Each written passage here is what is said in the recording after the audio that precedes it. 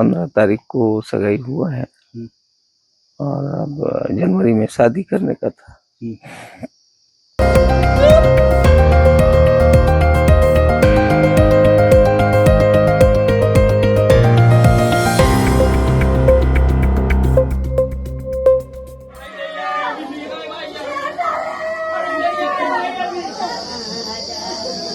कुछ खबरें सिर्फ कानों तक नहीं पहुंचती, वे सीधे दिल में उतरती हैं और वहां एक ऐसा दर्द छोड़ जाती हैं जो शब्दों में बयान नहीं होता। बस्तर के जंगलों से आई यह खबर भी कुछ ऐसी ही है।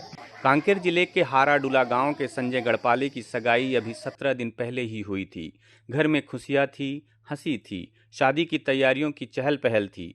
परिवार अपने लाडले के सिर पर सेहरा सजाने के सपने देख रहा था, लेकिन आज वही संजय तिरंगे में लिपट कर घर लौटे। बस्तर के घने जंगलों में कांकेर और नारायणपुर जिले की सीमा पर डीआरजी की एक टीम डी माइनिंग ऑपरेशन पर निकली थी।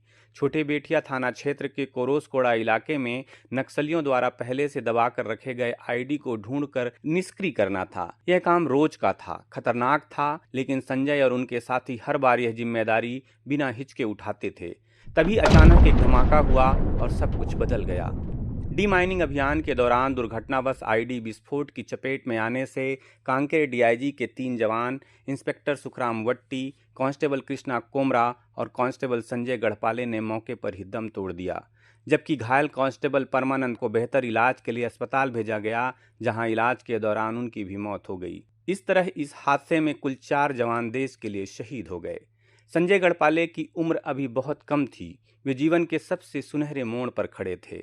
9 फरवरी 2022 को बस्तर फाइटर्स में भर्ती हुए थे और तब से लगातार नक्सल विरोधी अभियानों में कंधे से कंधा मिलाकर लड़ते रहे। देश की सेवा उनके लिए केवल नौकरी नहीं, एक जुनून था और इसी जुनून में उन्होंने अपना सब कुछ, यहाँ तक कि अपने सजने संवरने के सपने भी देश के नाम कर दिए।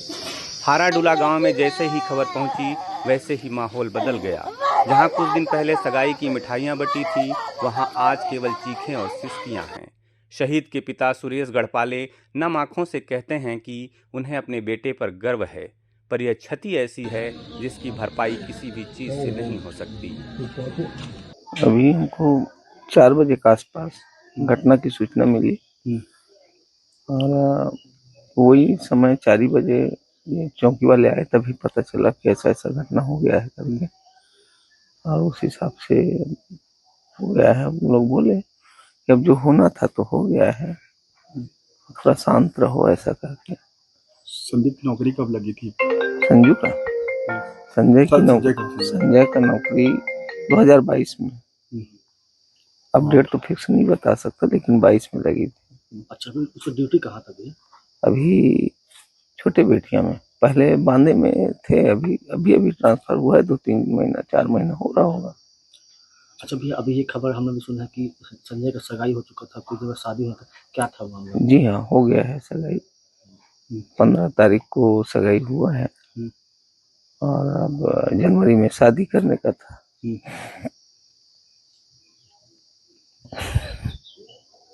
अच्छा, ये उसका एक सपना था कि वो आर्मी जवान बनना चाहता था, लेकिन फिर भी वो देश के सेवा में ही गया। वो जी, क्या सपना था उसका?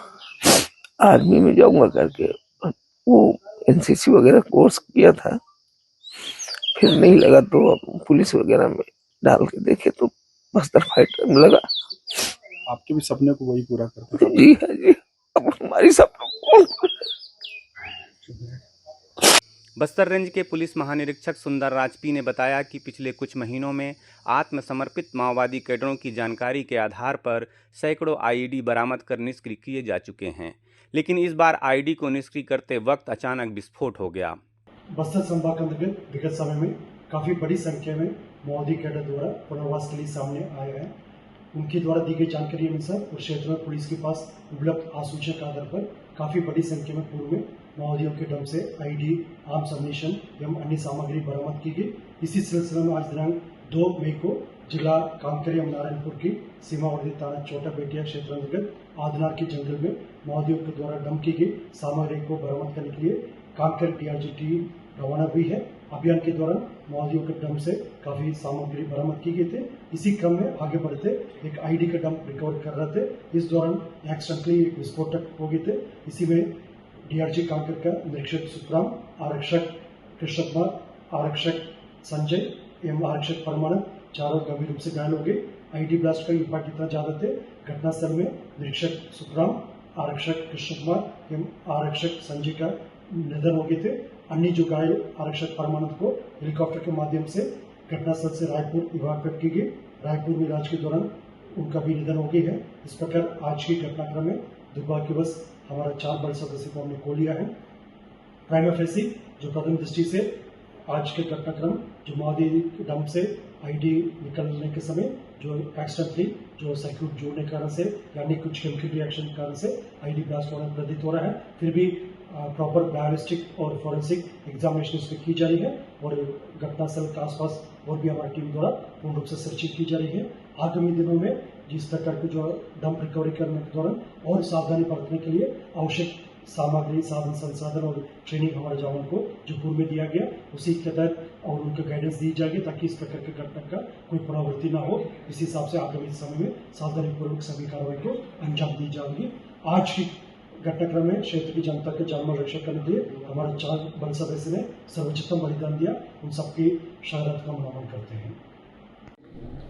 आज छोटे बेटियां थाना से आजनार और मरकाबेड़ा जंगलों में डीआरजी की टीमें आज सूचना पर रवाना हुई थी, जिसमें डंप की सूचना हुई। इसमें एक डंप में इलेक्ट्रॉनिक सामग्री और मॉनिटर और कंप्यूटर वगैरह बरामद किया गया था। इसी में आगे एक विस्फोटक सामग्री की भी सूचना थी, जिसमें डीआरजी टीमों द्वारा, बीडीएस टीमों द्वारा वहाँ पर से डंप रिकवरी की गई।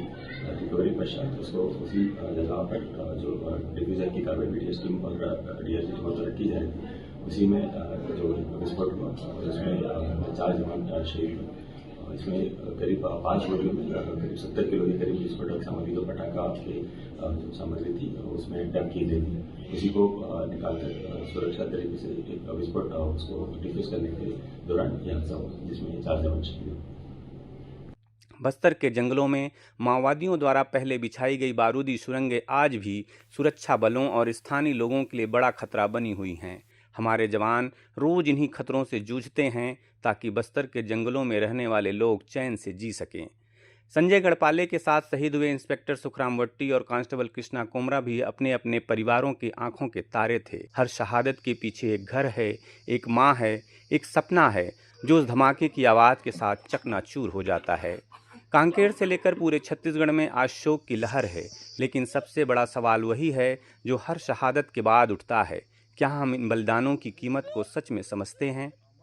संजय गढ़पाले की शादी नहीं हो सकी, वे सेहरा नहीं बांध सके, लेकिन जाते जाते सिखा गए कि देश प्रेम कोई नारा नहीं होता, वह एक जीवन होता है जो बिना शोर के जिया जाता है और बिना शिकायत के दे दिया जाता है।